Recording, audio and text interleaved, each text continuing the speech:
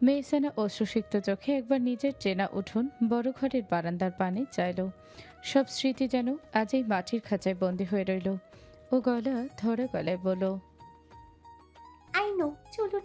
বাবা, তুমি ঠিক মতো খেও আর নিজের যত্ন নিও। আমি গেলেই যেন সব ভুলে থেকো না। আজের মেহসানের হাতটা আলতো করে নিজের হাতের মুঠোয় নিল। আড়ষ্টতাহীন এক পরম নির্ভরশীল স্পর্শ অনুভব করে মেহসানা শিউরে উঠল, ওর গাড়ির দিকে এগোতে লাগলো। পেছনে মাহতাব সাহেব তাকিয়ে রইলেন ধূসর রাস্তার দিকে, যেখানে তার কলিজার টুকরোটি এক নতুন পরিচয়, নতুন গন্তব্যের দিকে পা বাড়াচ্ছে আজ। গাড়ি চলতে শুরু করেছে অনেকক্ষণ হলো। দুপাশে ধূসর প্রান্তর আর মেঠো পথ দ্রুত পেছনে ছুটে পালাচ্ছে। মেহসানা জানালার বাহিরে এক মনে চেয়ে আছে। হঠাৎ বুকটা খা খা করে উঠল ওর। এক দারুণ তৃষ্ণায় ওর কণ্ঠনালী শুকিয়ে কাঠ হয়ে এলো। নিজের অস্বস্তিটুকু লুকানোর চেষ্টা করলেও আদ্রিয়ানের তীক্ষ্ণ নজর এড়ালো না তা। মেহসানা কিছু বলার আগেই আদ্রিয়ান হাত বাড়িয়ে পাশের পানির পাত্রটি তুলে নিল। কিন্তু হাই, পাত্রটি শূন্য। এক ফোঁটা জলও অবশিষ্ট নেই তাতে। আদ্রিয়ান একবার জানালার কাছ দিয়ে বাহিরের রুক্ষ জনপথের দিকে দৃষ্টি মেলালো। যতদূর চোখ যায় কোনো দোকানপাটের চিহ্ন মাত্র নেই। গ্রাম্য নিস্তব্ধতা যেন চারদিক ঘিরে ধরেছে। হুট করেই ওর চোখে পড়ল পথের ধারে একলা দাঁড়িয়ে থাকা একটি জরাকীর্ণ টিউবওয়েল। জনমানবহীন সেই প্রান্তরে ওটাই যেন তৃষ্ণার্তের পরম ভরসা। আদ্রিয়ান তৎক্ষণাৎ ব্রেক কষল। গাড়ি স্থির হতেই ও অত্যন্ত তৎপরতার সাথে দরজা খুলে নিচে নেমে পড়ল। এদিকে গাড়িটা আকস্মিক ব্রেক কষতেই মেহসানের সম্বিত ফিরে পেল। জানালার বাহিরে ধূসর ধূলিকণাগুলো থিতু হতেই ও দেখল আদ্রিয়ান দরজা খুলে দ্রুত নিচে নেমে যাচ্ছে। ও অবাক হয়ে জানালার কাছ নামিয়ে একটু গলা উঁচিয়ে ডাকল, এই যে, মাঝ রাস্তায় গাড়ি থামিয়ে কোথায় যাচ্ছেন? গাড়ি কি নষ্ট হয়ে গেল নাকি? আদ্রিয়ান একবার পিছনে ফিরে মেহসানার দিকে তাকালো। টিউবওয়েলটার দিকে এগোতে এগোতে বলল, গাড়ি ঠিক আছে মিসেস সার্জন। আপনার ওই শুকিয়ে যাওয়া কণ্ঠনালী আর ফুসফুসে মুখ দেখে মনে হচ্ছে আপনি যে কোনো মুহূর্তেই সারাপা মরুভূমিতে হয়ে যাবেন। So I I am just trying to save your from the desert. Don't move, আমি আসছি। মেহসানা বিড়বিড় করে বলল। আস্ত একটা পাগল।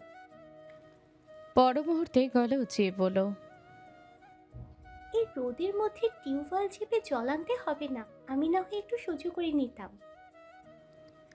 আদ্রিয়ান ততক্ষণে জরাজীর্ণ টিউবওয়েলটার হাতল ধরেছে।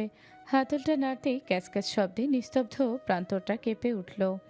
কিছুক্ষণ চেষ্টার পর যখন মাটির গভীর থেকে শীতল জল বেরিয়ে এলো, আদ্রিয়ান হাতের আজলা ভরেই সে জল মুখে চোখে দিল। ওর শার্টের হাতা কোণে পর্যন্ত গোটানো, কপালে বিন্দু বিন্দু ঘাম। ও পানির বোতলটা ভরে দ্রুত গাড়ির দিকে ফিরে এলো। গাড়ির ভেতরে ঢুকে ও বোতলের মুখটা খুলে মেহসানার দিকে বাড়িয়ে দিল।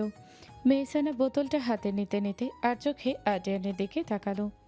রোদে আদ্রিয়ানের ফর্সা মুখটা একটু তামাটে হয়ে গেছে। ও এক চুমুক জল খেয়ে স্বস্তির নিঃশ্বাস ফেলে বলল, থ্যাঙ্কস, বাট আপনি কি করে বুঝলেন আমার তেষ্টা পেয়েছিল? আদ্রিয়ান সিটবেল্ট বাঁধতে বাঁধতে এক চিলতে বাঁকা হাসি হাসল।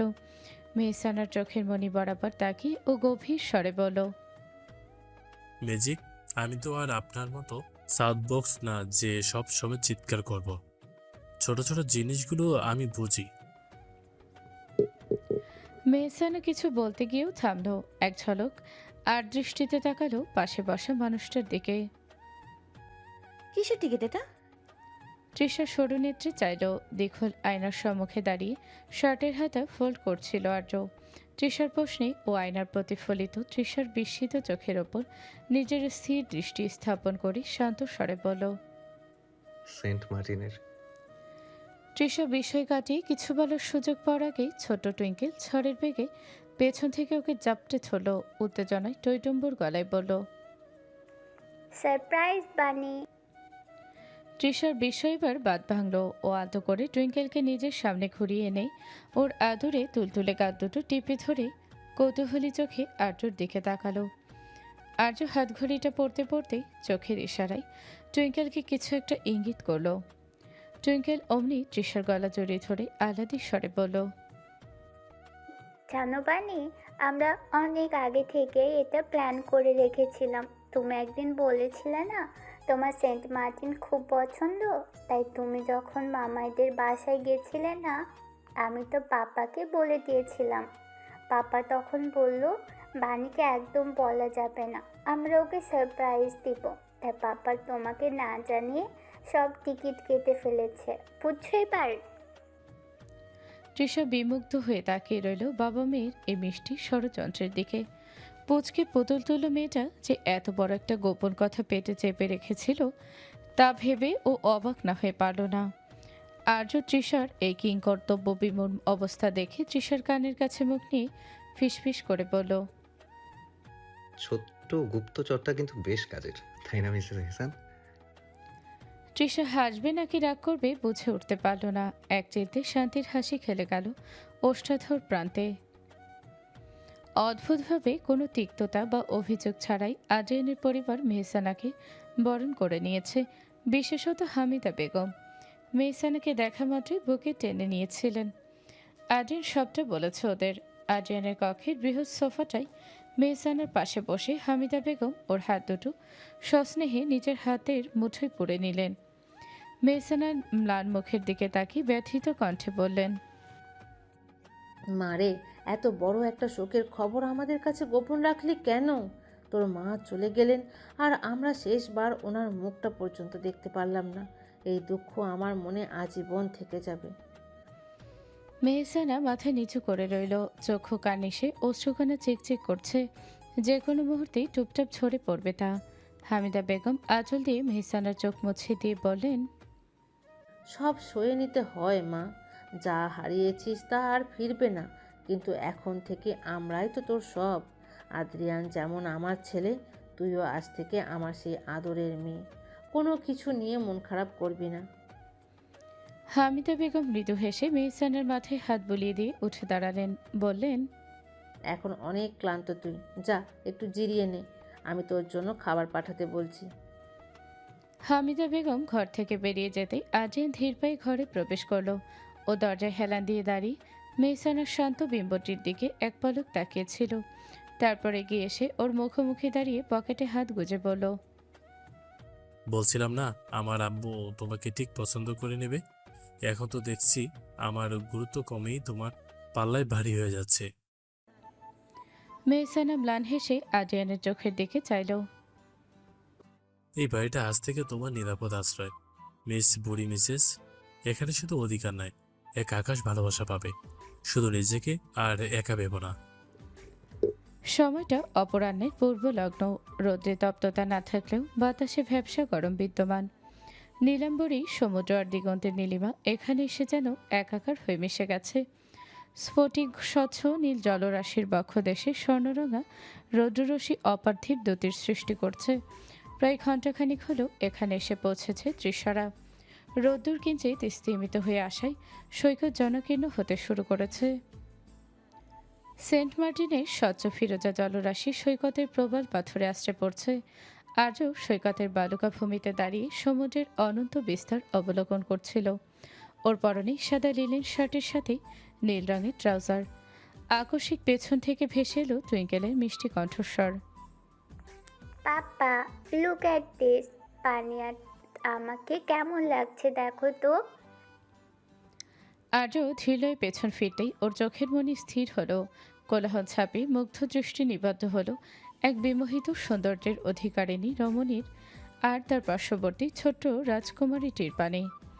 দুজনের পরনেই এক রঙের শাড়ি, হালকা নীল রঙা, একই রকম করে বাঁধা চুল, একইভাবে বেলুনির ভাঁজে গাঁথা কাঠগোলাপ। দুজনের ডাকর চোখ হতেই স্পষ্ট চিকন আইলাইনারের চিকন আঁচড়। সম্মোহিত দৃষ্টি মেলে চেয়ে থাকলো আর্য। তৃষা বক্র হাসির রেখা ফুটিয়ে এগিয়ে এসে দুষ্টুমির ছলে আর্যর সম্মুখে দড়ি বাজিয়ে বলল, এই যে মিস্টার। এতক্ষণে ধ্যান ভাঙল আর্যর। ও একবার নিজের চোখের পলক ঝাপটালো। চোখের কোটরে তখন রাজ্যের বিস্ময় আর মুগ্ধতা মিলেমিশে একাকার। ও এক পা এগিয়ে এসে তৃষার কোমর জড়িয়ে ধরল। আর্যর গভীর চাহনি তৃষার অস্বস্তি বাড়িয়ে দিলেও ও এবার আর সরার চেষ্টা করল না। আর্য নিচু স্বরে তৃষার কানের কাছে ফিসফিস করে বলল, I am speechless, my queen. You are looking like a dream in this outfit. Trisha লজ্জায় আর্যর শার্টের কলারটা একটু টেনে ঠিক করে দিতে দিতে বলল, আর আপনার মেয়েকে? Princess তো সব সময় beautiful, but queen is something else. You know, my queen, তোমাকে এই রূপে দেখে আমার heartbeat already out of control. Do you want to be the reason of my heart failure? Trisha আর্যর বুকে আলতো চাপ দিয়ে শাসনের স্বরে বলল। আবার সেই উল্টাপাল্টা কথা, জাস্ট শাট আপ। আর্য প্রসারিত হাসল তৃষার কোমরে ওর হাতের বাঁধনটা আরেকটু নিবিড় করে গভীর চোখে তাকিয়ে বলল, গুড বয় হওয়ার ট্রাই তো অনেক করলাম মিসেস এহসান, বাট নিজের সুন্দরী বউকে এত সাজুগুজু অবস্থায় দেখলে তো ভালো মানুষেরও মাথা ঠিক থাকার কথা নয়। You are looking absolutely stunning. Trisha লজ্জিত হাসিতে আর্য শার্টের বোতাম নিয়ে নাড়াচাড়া করতে করতে বলল, হইছে, অনেক প্রশংসা করেছেন, এবার একটু টুইঙ্কেলের দিকে তাকান তো। ও তো অলরেডি সমুদ্রের সাথে মিতালি শুরু করে দিয়েছে। ওরা দুজনেই দেখল ডাগর চোখে সেই ছোট্ট রাজকন্যাটি হাত দুয়েক দূরে প্রবল পাথরের ওপর দিয়ে আপন মনে হেঁটে বেড়াচ্ছে। ওর ছোট্ট দুই হাতে ধরা দুটো কাঁচি ছিল। হঠাৎ টুইঙ্কেল পিছু ফিরে আর্য তৃষার দিকে তাকিয়ে হাতছানি দিয়ে ডাকল, পাপা পানি, কাম কুইক, দেখো ওয়াটার ইজ সো ক্লিয়ার, আমি ফিশ দেখতে পাচ্ছি। তৃষা আর্যর বাঁধন থেকে আলতো করে নিজেকে ছাড়িয়ে নিয়ে শাড়িটা খানিক উঁচিয়ে টুইঙ্কেলের দিকে দৌড় দিল। হালকা নীল শাড়িটা বাতাসের ঝাপটায় সমুদ্রের ঢেউয়ের সাথে পাল্লা দিয়ে উঠছে। তৃষা চিৎকার করে বলল, মাম্মাম ওয়েট, ওখানে পাথর পিচ্ছিল, তুমি দৌড়াবে না? টুইঙ্কেল হাসতে হাসতে আরো একটু দূরে সরে গিয়ে বলল,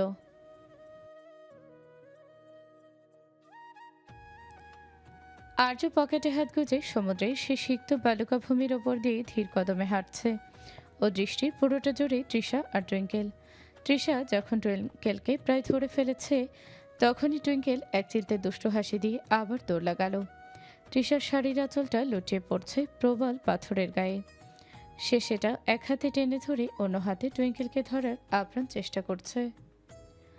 আর্য পাশ থেকে হেসে বলল, that's my girl, run princess. ভারী কিন্তু আজ হাঁপিয়ে যাচ্ছে। তৃষা এক মুহূর্ত থেমে আর্যর দিকে তাকে কৃত্রিম রাগে চেঁচিয়ে বলল, আপনি ওখানে দাঁড়িয়ে হাসছেন কেন? Come and help me to catch her.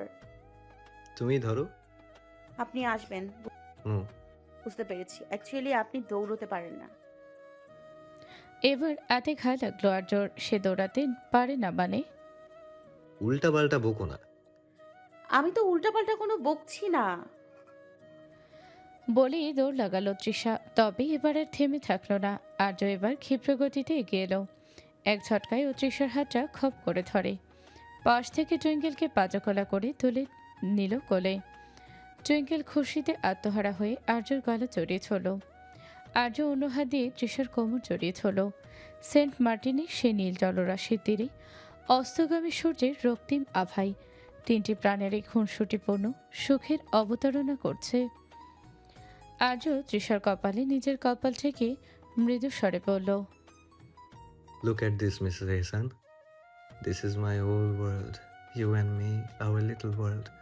I promise এই নীল সমুদ্রের মতোই আমাদের ভালোবাসাটা সব সময় এমন গভীর আর স্বচ্ছ থাকবে। তৃষা আর্যর কাঁধে মাথা রেখে পরম তৃপ্তিতে চোখ বুঝল। ওর মনে হলো জীবনের সমস্ত পাওয়া না পাওয়ার হিসেব যেন এই নীল নির্জনতায় এসে ফিরেছে।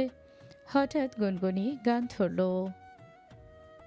সুখেরই সাগরে ঢেউয়ে ঢেউয়ে দুজনে একসাথে ভেসে যায়। সঙ্গে সঙ্গে আর্যর প্রত্যুত্তর ভেসে এলো, ভেসে ভেসে ভালোবেসে সারা জীবন বাঁচতে চাই।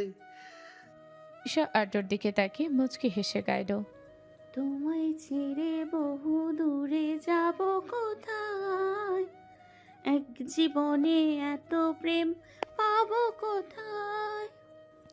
আজও তৃষার ললাটে দীর্ঘ প্রেম পরশ একই গাইল। তোমায় ছেড়ে বহু দূরে যাব কোথায়, এক জীবনে এত প্রেম পাবো কোথায়। নিঃসতি রাত, নিস্তব্ধতা গ্রাস করেছে চরাচর। নির্জনতা ভাঙছে প্রবালে আশ্রে পড়া সামুদ্রিক গর্জন। ঘড়ির কাঁটায় তখন রাত 11:57। সেন্ট মার্টিনের বিলাসবহুল ব্লু মেরিন রিসোর্ট এর কক্ষটিতে মায়াবী আবছায়া অন্ধকার। দরজার এপাশে একজোড়া সতেজ সতেজ কাঠগোলাপের তোড়া হাতে অবস্থান করছে শাড়ি পরিহিত তৃষা আর টুইঙ্কেল। আর্যকে এক প্রকার মিথ্যা অজুহাতে সুকৌশলে এত রাতে রুমের বাহিরে পাঠিয়েছে তৃষা। তবে উদ্দেশ্যটা খুব মিষ্টি। আজ 22শে অক্টোবর, মাত্র 3 মিনিটের ব্যবধানে 31 কোঠায় তা পা রাখবে আর্য। আকস্মিক দরজার হাতল নড়ে ওঠার মৃদু শব্দ হলো। বিস্মিত আর্য কক্ষে প্রবেশ মাত্র ওর দৃষ্টিগোচর হলো। সমগ্র রুম ঘুটঘুটে অন্ধকারে নিমজ্জিত। ও কিছু বলতে যাবে তার আগেই ঘড়ির কাঁটা ছুঁয়ে গেল রাত 12টার ঘর। মুহূর্তের স্নিগ্ধ আলোকসজ্জায় উদ্ভাসিত হয়ে উঠল পুরো ঘর।